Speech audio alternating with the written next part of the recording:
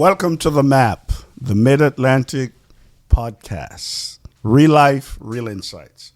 I'm your host, Woodrow Thompson, and I'm privileged to have a good friend sitting with me here today. Bishop Albert Chatmon Jr. is the pastor of the New Beginnings Church of God of Prophecy in Lanham, Maryland. He is also a family and couples ministries director, he and his wife, for the Mid-Atlantic region, and he's also an author. We'll talk about that later. Welcome to the M.A.P. It's good to have you. Thank you. Thanks for having me. It's an honor to be here. Good to have you. Now, before we get into what we're going to be talking about, this episode is entitled The Mess in the Middle. Okay. And what I mean by the mess in the middle, we're going to navigate and explore your life, the directions in life where God has taken you where you're at now.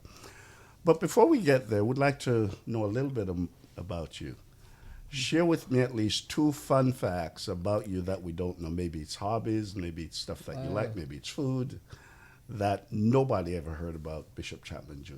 Well, fun facts. Well, I tell you what is surprising. I am a dog trainer. You're a dog trainer? For Schutzen, yes. Wow. Train Rottweilers, Dobermans, etc. So I enjoy training dogs. I scared my wife so bad that I probably could never get another one. But I enjoy dogs. That's one thing. The second thing is probably my community work. I really enjoy working with the different organizations in our community, especially for civic organizations and things like that, from providing food services to actually buying houses. We have a program where we buy houses, we fix them up for low to moderate income home residents, and then we sell it back to people who can't afford the average standard home in our community. So I really enjoy that program. That's very good. So did you start doing that before pastoral work, or how did that come into play? No. Well, the dog training, yes. I've been training dogs since I was about 14 years old. But the home program, I was blessed to be the chairman for United Communities Against Poverty. And we ran across a program that was offering single mothers who really didn't understand about how to buy a home, didn't understand about credit and things of that nature, with the goal of trying to help people build wealth. And so that was a program myself and executive director Rashida Jameson put together. And we found some organizations that were funding it and so forth. And that was that's really how it started. It started about 10, 12 years ago. Wonderful. But I was pastoring prior to that. Okay. Very good. So I want to explore what it feels like when the path you're following, whether it's faith or career or identity, no longer fits. Okay. What was that like for you? For example, I started out as a bricklayer. I started out as an electrician, became a bricklayer, and now I'm doing pastoral work. That was not the path that I had carved out for myself. What was it like for you as you look at how you navigate your life to where you are now pastoring New Beginnings? Yeah, so this is very interesting. I am a PK, right? So pastoring has always been, maybe I wasn't pastoring, but I was part of pastoring because my parents were pastors. Right. And I always felt like I would be a Christian, but I would never pastor. Really? That was my thing. Oh, yes. I play. Back then, I played the keyboards a little bit, tried to keyboard the young guys. Right. And I figured I would just become a musician. And then my dad actually got me into ministry. And as I was ministering, I said, well, I appreciate this. I'll be a youth pastor, maybe a men's pastor. Right. But that's it. Because if there are any problems, I can send the people to the bishop, you know. But so my path really wasn't pastoring at all. But what happened is I believe out of, I don't want to say necessity, but I saw and felt a calling. Right. A calling that I felt like, I need to be a pastor. And I fought it for years. Right. Fought it for years. My goal was to be an entrepreneur, own my own business, and be a millionaire by the time I'm 30. Wow. And then I wouldn't have to work. Actually, to be honest, I didn't want to get saved till I was probably 55, 60. Till I get older, you know, right before I die and go to heaven. But anyway, so honestly, that's what happened to me. So I kind of felt the calling and jumped into pastorship. So is it that as a PK, because, you know, PKs take a bad rap. We're so hard in PKs. Is it just watching how it was for mom and dad that you decide, hey, I don't want to go down that path? Yes. It was, a lot of it was in ministry, the focus is helping people. Right. And sometimes the people you help are the ones that hurt you the most. Ooh. And I couldn't, I didn't catch that. In the business world, if a person isn't doing what they're supposed to be doing, you just fire them and move on. Of course. But in church, you got to kind of long suffering, goodness and mercy begins to come out. Yeah. So I think a lot of that played a big part. A lot of it was also seeing my dad and how late at night he'd be praying or he'd be studying and things. And I was thinking, no, I need to be in the bed. I don't want to study and pray like this. I want to get to a point where I would maybe have to study for my business in the morning. But at nighttime, I want to take it easy. Of course. I don't want to chase people and have to run to the hospital or do this and things. So that was my take. My take was, the Chatmon family already has a pastor. We don't need another pastor in the house. Don't need another pastor. What was the greatest challenge for you as a PK? What would you say is one of the greatest? There were many challenges. What would you say is one of the greatest challenges? I think for me, it probably was when I got married and was having children. Okay. Because I had a set idea of how our Christian family was going to look like. Right. My wife, she was Baptist, and she had a set idea. And when we came into it, I don't want to say I was rebellious, but I was a little bit different than my parents. And I wanted to make sure that I wasn't. Church got a prophecy, and growing up, everything was so strict. Yeah. It was strict. Couldn't go to the movies, couldn't do this, couldn't do that. Yep.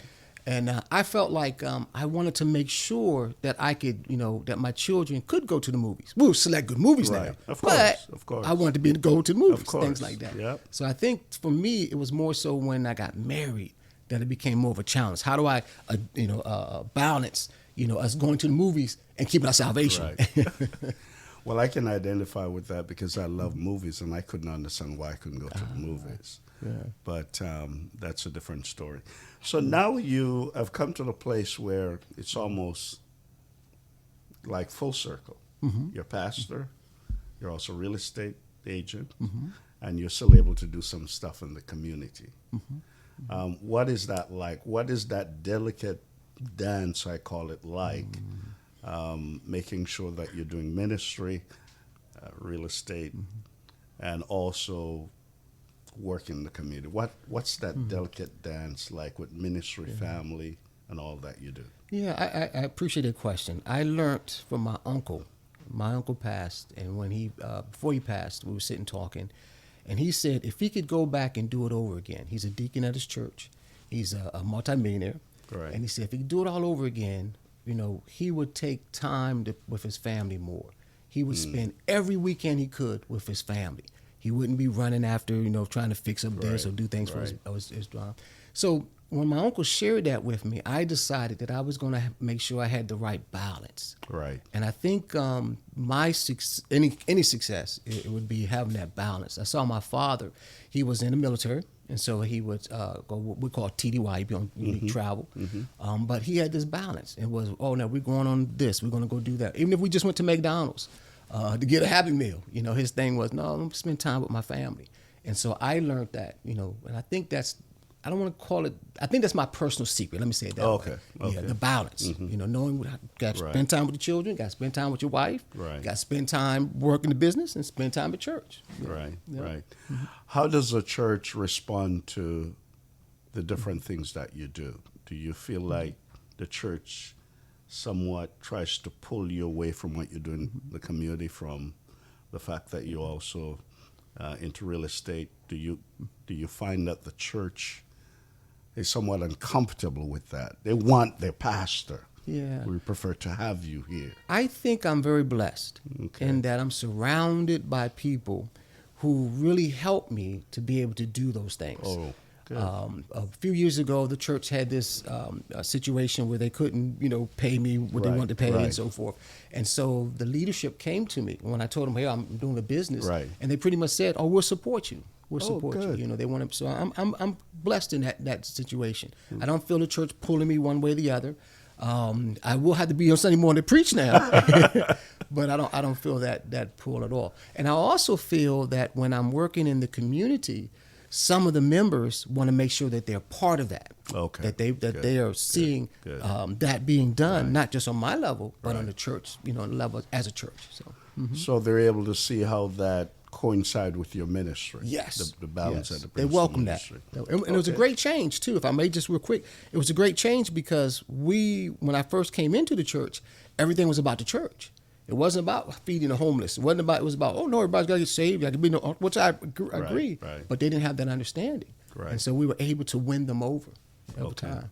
So you would say then that the church now has a great appreciation for not just Sunday morning worship, Yes. but the larger part of how we minister to the community. Yes. So they participate in that. Very much. Okay, very good. Can you share a moment with us when all that you're doing seemed like it's unraveling? Have you ever had moments like that where as much as you have a balance and you're doing the delicate dance where you feel like things are unraveling? Oh, yes. Share a moment like that. And what did you do about that? Yes. So initially, before I got into figuring out the balance, my schedule was crazy, very chaotic. It was Sunday we'd be at church. Monday we would take off. Tuesday I would be with the Maryland State Attorney General at the time. Right. He had a program. Wednesday we had Bible study. Thursday I would be with another group. Friday we had youth service. Saturday, Forest Heights mayor asked me to come in and help them build a non-violent program there in their community. And my wife was sitting at home saying, well, when are you going to spend time with us? Yeah. And I felt like, I've got to do this. I've got to help. I've got, et cetera. Right. So initially, that was chaos for me. I remember waking up one day saying, oh, I got to do this. Oh, wait, no, it's Tuesday. Oh, I got to be here. I got to be there, And so I think what happened is, I forgot who it was, but somebody came to me and said, you have to learn to say no. You have to learn to say no. You can't do everything. Right. And you have to make sure you put the prioritize things in your life. And so I had to stop and say, okay. And my wife helped me when one day I was running for office. I got mad because in our community, same-sex marriage was coming to our community, and I wanted to fight against it. Right. And so I was running for office, and my wife said to me, I appreciate that, but your son has a football game this Saturday. And I had a debate at the same time. And she said, you're going to be at the football game. Right. And I'm thinking, no, I'm not. You can't tell me. And I began to realize by looking at my son, he wanted his dad at his football game. And so that changed a whole lot. I'm actually at the football game in his dress pants, dress shoes with a shirt and tie. Ready to go to my debate. But I had to be there for my son. Right. And so I learned after that, and my son came to me and told me how grateful he was that I was there. It let me know I have to put things in priority.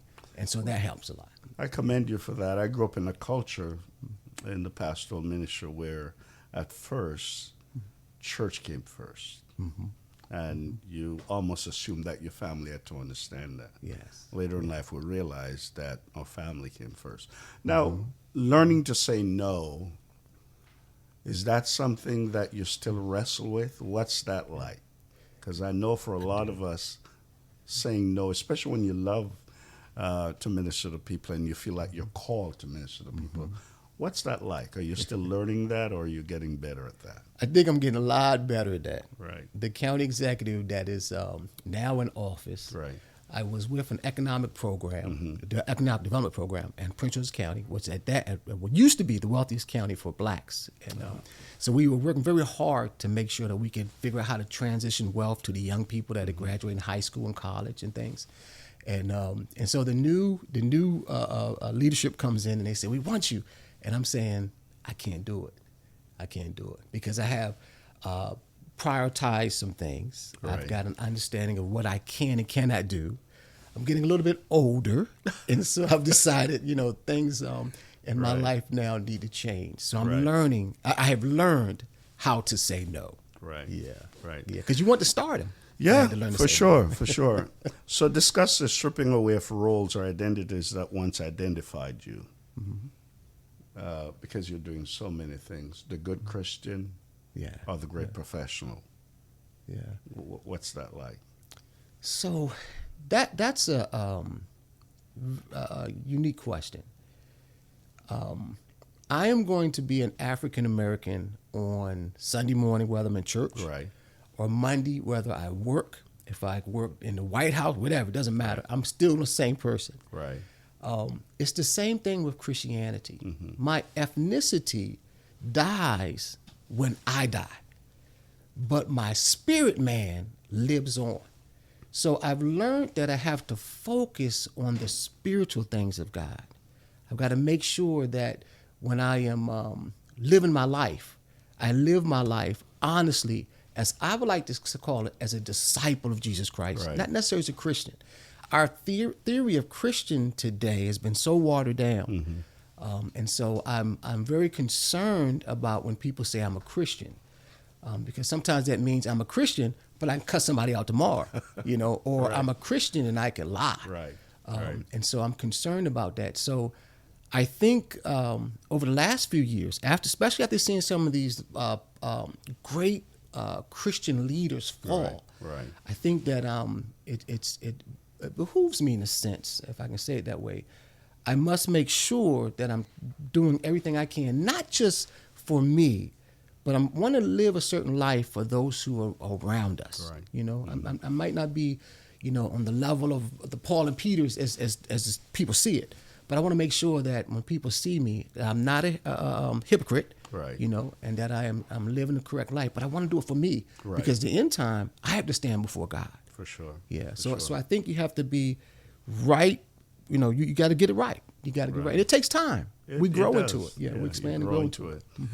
Now, as a pastor, there's some people who think, especially from our faith tradition, what I mean by that is being Pentecostal, they think that there's no way you can be, let's say, a pastor and yet be professional at what you do. Because they think that, as you're saying, living the spirit-filled life is different from being professional. I, for one, think that you can be a professional and at the same time that can bleed through your ministry. But some folks feel like the spiritual takes the lead. So there's no such thing as, or let's use the word excellence, doing things with excellence. They think that if you're spirit-filled believer, you're Pentecostal, then the professional aspect of it isn't there. So you just depend on the Spirit. You don't have to work on the balance. How do you see that?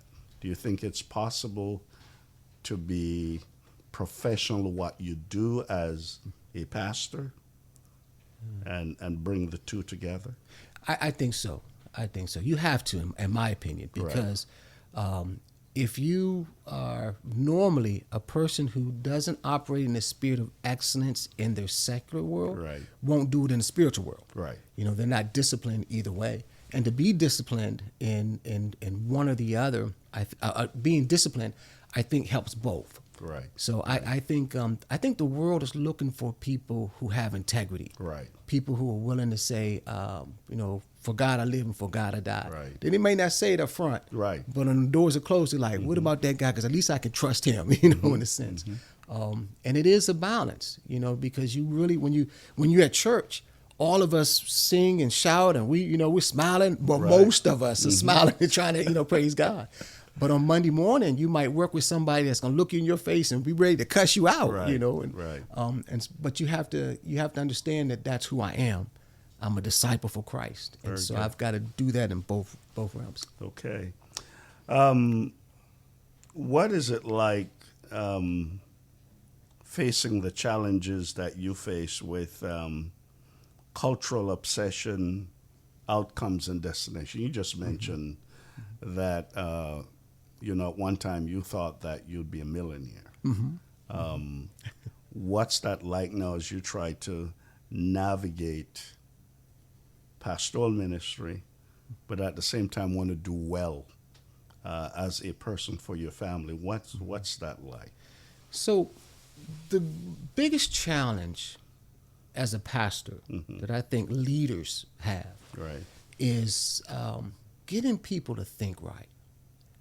And I noticed that there's a book called Think and Grow Rich by Napoleon Hill. Good Dad, Poor Dad by Kiyosaki. There's great books out here to help us. Right. But even the Bible is Romans 12:1. It says, I beseech you, brothers, like he's begging people. This is what I'm telling you. Right. Verse 2 says, to be transformed by the renewing of your mind. Right. I think it's a mindset. It's a perception. How we know that there's going to be people in the culture, people in our lives that don't believe or look like we do. Right. There are going to be people who think they're even Christians and even say, I'm with the power, but they really aren't. But I think it's about us being true to ourselves and true to God. Christ said, I've come to testify of the truth. Mm-hmm. And when we understand what that truth is and we receive it, it changes our thinking. And I think if we can focus on changing our thinking, that helps us with the help of God, because that gives us the wisdom to handle how we deal with the culture, how we deal with society, how we deal with the things that we have to touch. So I grew up in a culture that majored so much on the spiritual aspect of your Christian life that when you talk about the fact of wanting to do well financially, let's say, your goal is to be a millionaire.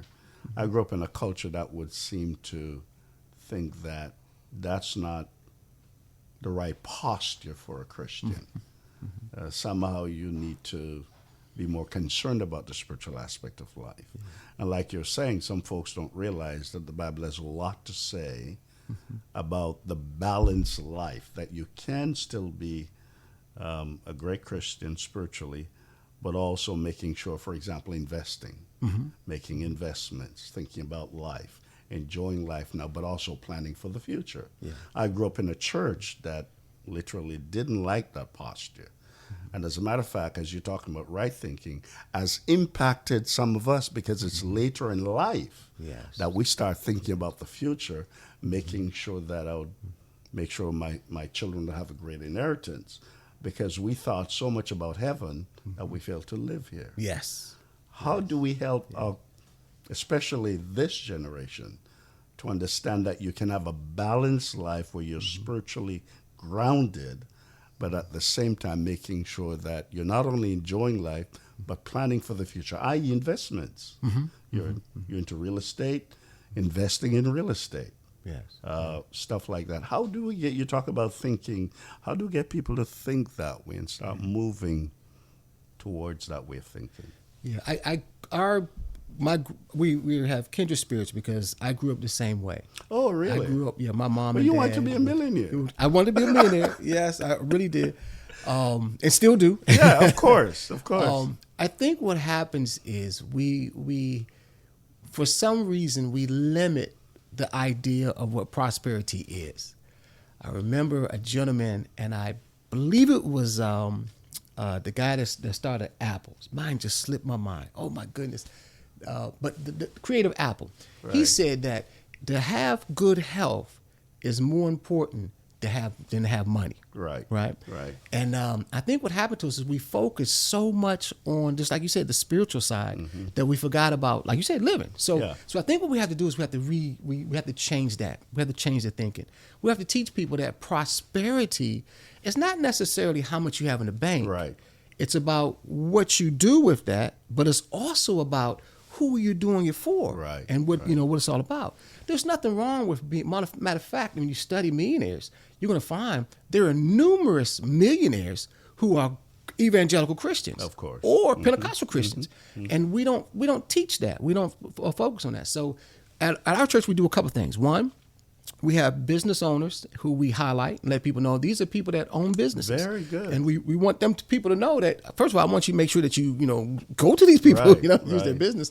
But also, I pray that they can help show people that you can be a millionaire and be a Christian. Right. You can live this journey, with driving a Mercedes, but most importantly, we can, be children of God. Right. And I would prefer to be a multimillionaire in a position where I can help more people than to be poor and can't help anybody. I agree. And so I think it just comes with training. Yeah. It comes with us leaders letting people know it's okay. Right. It's all right. Right. Yeah.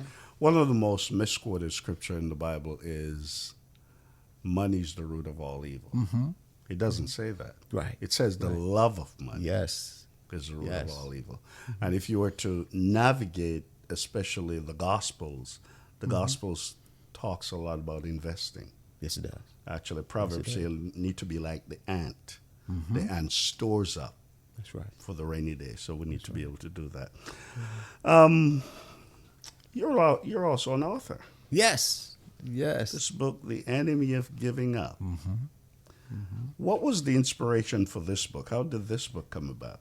So this book came about through one of the greatest challenges in my life. Really? Yes, I was diagnosed with an eye condition that causes blindness. I was misdiagnosed in 2016 in my right eye. And when they finally discovered what was going on, I actually ended up going blind in my right eye.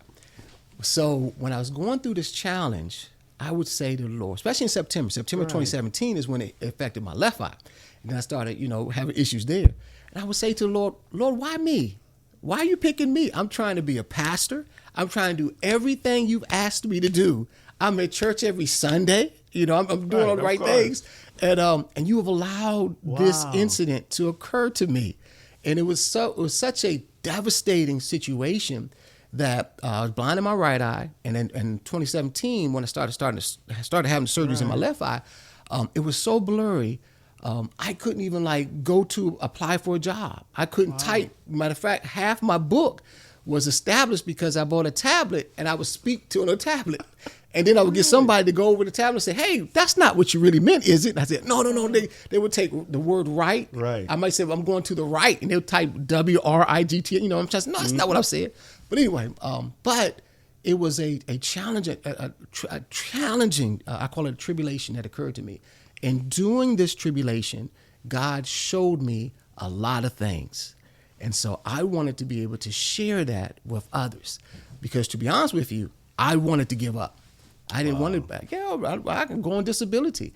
I didn't want to, I guess the idea of having to, work and so forth, but I can't hardly see. Yeah. I couldn't even drive to the store and get chips. I say that in my book. I couldn't even drive to the grocery store to buy a bag of chips. So that's where the book came from. Our sight is one of the greatest gifts that we have. Yes.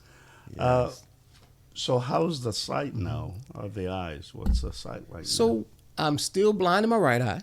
What? We're actually talking about a surgery. I'm supposed to be going to a surgery in 2 weeks, but we may not be able to make it because, long story short, they saw some of the AKG they didn't want to hold off on. So, but anyway, from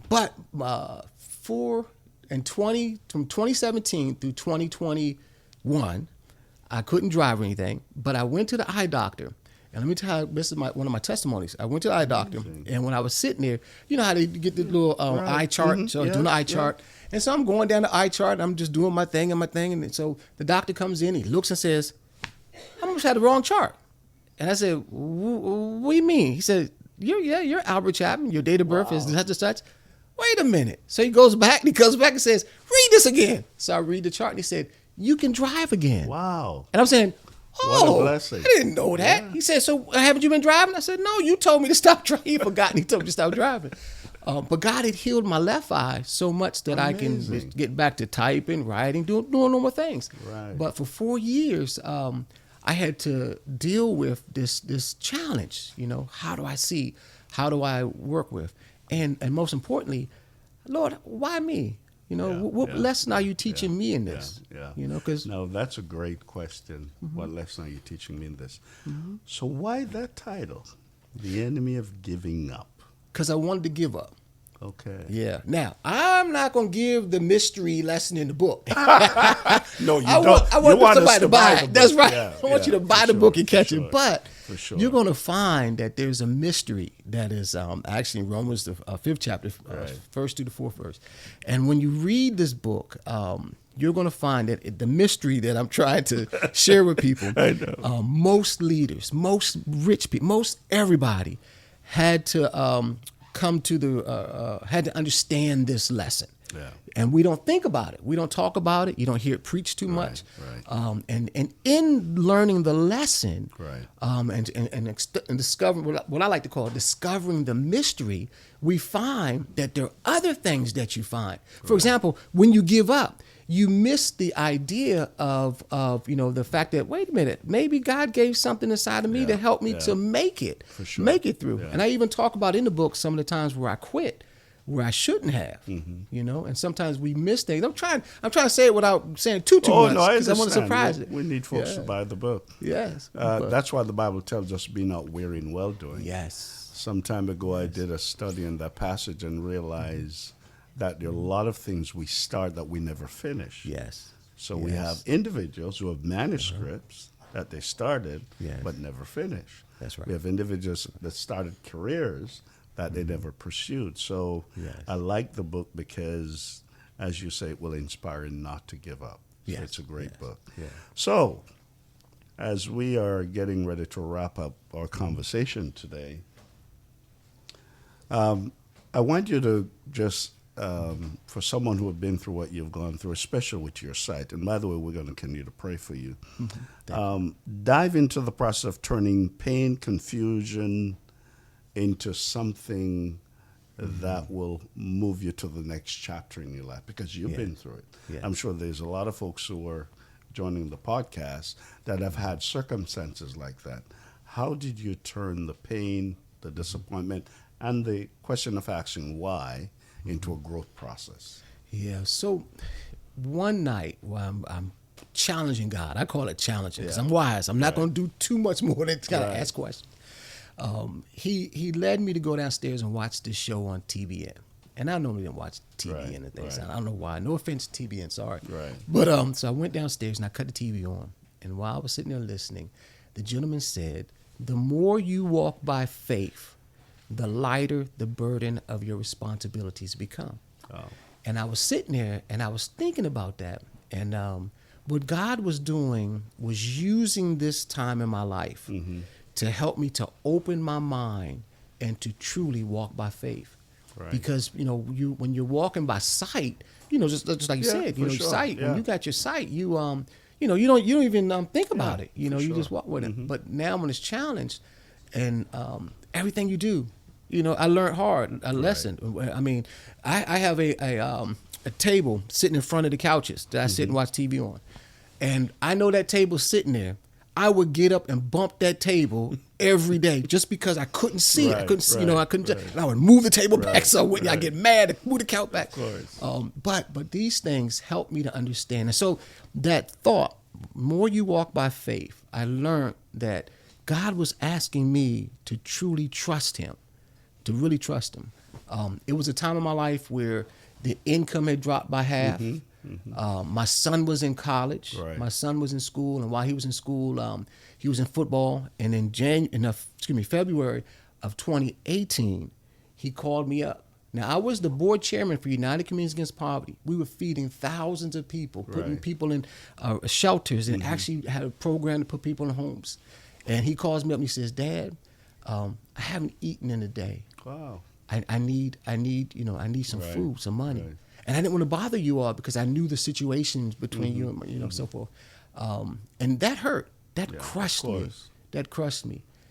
But at the same time, I was able to call my parents. My parents went and took care of, what he needed. But God taught me through that circumstance, if you just trust me, I will bring you out of the fire. Right. And then one more quick scripture, Psalms 23, verse 4. It says, "Yea, though I walk through the valley in the shadow of death." I never stopped to do a word study on the word through. Through means to walk in on one side and to come out on the other side. So if I just have faith in God, no matter what I'm going into or no matter what I'm in, God will bring me out as long as I understand that word through. And that's what happened. So I figured, Lord, you did it for the Hebrew boys. You did it for Moses. You did it. And yes, you can do it for me. Well, Bishop Chatmon, it's been a pleasure having you on the map. Thank you. It's been an honor. We look forward to having you again. Thank you. That's all the time that we have today on the map. Let's keep navigating our life with purpose. Looking forward to seeing you again.